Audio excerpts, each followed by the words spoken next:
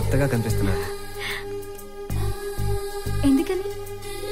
ఎప్పుడు నన్ను కోపంగా చిరాగ్గా చూసే మీరు ఇలా పక్క పక్కనే నడుస్తూ ఉంటే నమ్మలేకపోతున్నా. ఇంతకీ మీరు లైఫ్ లో ఏమైనా మిస్ అయ్యారా? అది మిస్సింగ్ అనే ఫీలింగ్ ని మిస్ అయ్యాను. నన్ను మిస్ అయ్యామని చెప్తాం అనుకున్నా. మీ గురించి సింగిల్ లైన్ లో చెప్తారా? అది చెప్పాల్సింది మీరు. నేనా? మనం ఇప్పుడు ఫ్రెండ్స్ కదా, ప్లీజ్. మీరు అందరు అబ్బాయిలానే ఉంటారనుకున్నాను. ఏ కాదా? గుడ్ హ్యూమన్ బీయింగ్, అందరికి మంచి రెస్పెక్ట్ ఇస్తారు. నెక్స్ట్ ఓ మంచి ఆర్ట్ ఫిల్మ్ డైరెక్టర్. ప్లీజ్.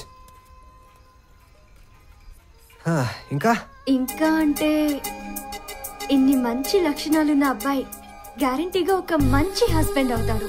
నిజంగా? ఈ రోజు నా లైఫ్ లో మర్చిపోలేని రోజు.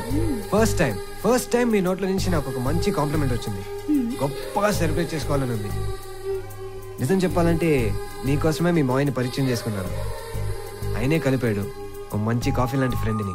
నాకు తెలుసు, కూల్ గా కాఫీ తాగు. సరే. ఏ ట్రీట్ నాది, నేను ఇస్తాను.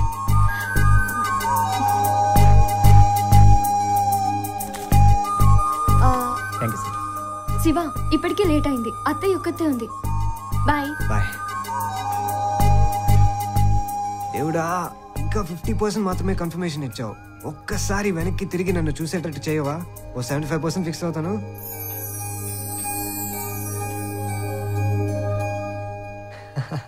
చాలా లవ్ స్టోరీస్ లానే మీ లవ్ స్టోరీ కూడా చాలా గొడవలతోనే స్టార్ట్ అయినట్టుంది. You are exactly right. నా జీవితంలో నాకు తెలియని ఒక కొత్త అనుభూతి, దానికి పునాది మహి అయింది. ఆ రోజు రాత్రి మా ఇంటికి వచ్చి చేసిన గొడవతో మహిలో ఉన్న అమాయకత్వానికి ఆమె మీద ప్రేమ ఇంకా పెరిగింది. వింటుంటే మీ స్టోరీ చాలా ఇంట్రెస్టింగ్ గా ఉంది సార్. నేను హీరో అవ్వడానికి ఎంత కష్టపడ్డానో దాన్ని నిలదొక్కుకోవడానికి కూడా అంతే కష్టపడుతున్నాను. ఇప్పుడేంటయ్యా మీ ప్రాబ్లం? ఫ్యాక్టరీ పెట్టి రైతులకు ఉద్యోగాలు ఇస్తాం, ఇంకేదో ఉద్ధరిస్తామని చెప్పి మా పొలిటీషియన్స్ లాగానే బాగా డైలాగులు చెప్పి రైతుల నుంచి చౌకగా భూములు తెప్పేశారు. దానికి నేను ఎంతో సాయం చేశాను మీకు. అయ్యా మంత్రి గారు, ఒక్క 5 రోజులు టైం ఇవ్వండి. మీరు అడిగిన డబ్బు స్విస్ బ్యాంక్ లో మీ అకౌంట్ లోకి ట్రాన్స్ఫర్ అయిపోతుంది.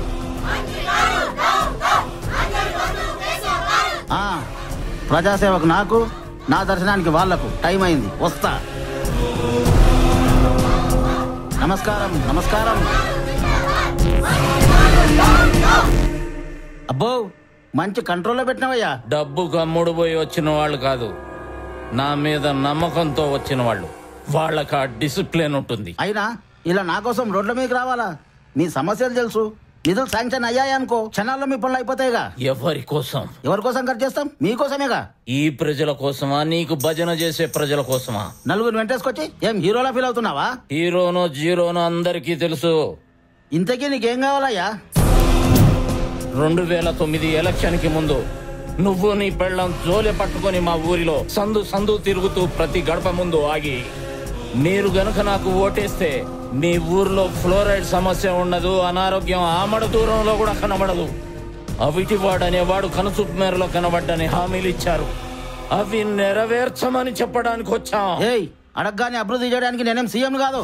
అయ్యా మంత్రి గారు, ఆయనేమి ఆకాశంలో చూడిపడలే. ఎలక్షన్ కు ముందు ఆయన కూడా జోలి పట్టాడు, ఓట్లు అడుక్కున్నాడు. నీకేం కావాలో అదే చేస్తా అన్నాడు.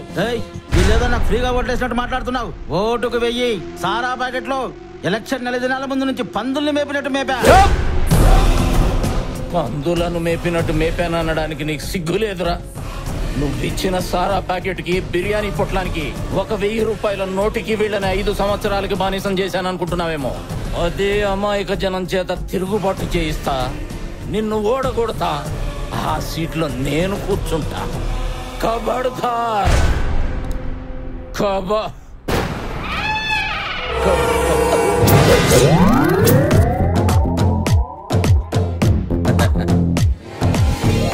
ఏంటండి, రాత్రి పగలేం తేడా లేదా మీకు? రాత్రేమో అక్కడ టెన్షన్ పెట్టారు, ఇప్పుడేమో లొకేషన్ వచ్చి టెన్షన్ పెడుతున్నారు. అయినా కూర్చొని మాట్లాడుకుందాం. కూర్చోండి.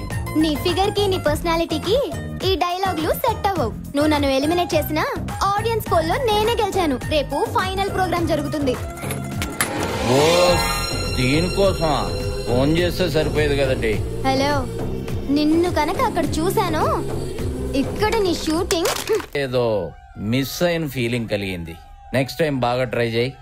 ఇప్పుడు నేను ఇచ్చే మార్కులు నేను ఇచ్చే score thank you very much sir. So last and final గా మహేశ్వరి మన ముందుకు వస్తోందండి తన బ్యూటిఫుల్ పర్ఫార్మెన్స్